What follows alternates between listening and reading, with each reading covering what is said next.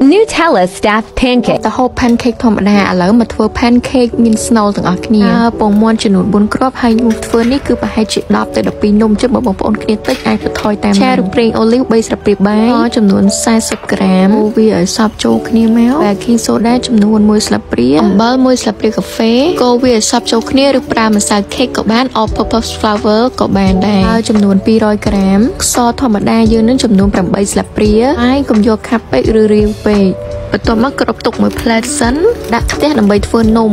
ដាក់ខ្ទះឲ្យក្តៅធ្វើការចាក់នំ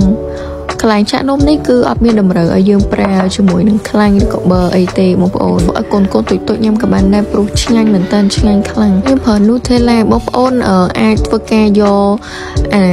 សូកូឡានឹងទៅក្លាសេក្នុងគូទឹកកកក៏បានជាប្រទេស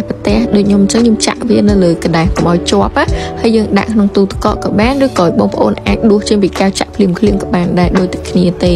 ព្រោះខ្ញុំសាកធ្វើទាំងពីរវិធីរួចហើយតើចាក់បែបហ្នឹងចាក់រហូតតតែអស់សាច់ម្សៅនំបងប្អូនវិធីនេះគឺងាយមែនតើអត់ចេះធ្វើក៏អាចធ្វើបានដែរម្សៅអត់មានតម្រូវទៅការម៉ាស៊ីនវាយអីញ៉ៃច្រើនទៀតវិញទាំងសាច់ម្សៅទាំង snow គឺថាឆ្ងាញ់ហើយសំខាន់បើចង់យកដាក់តាមខ្លួនដាក់ប្រអប់អីអញ្ចឹងវាអត់ហ៊ានលែបងប្អូន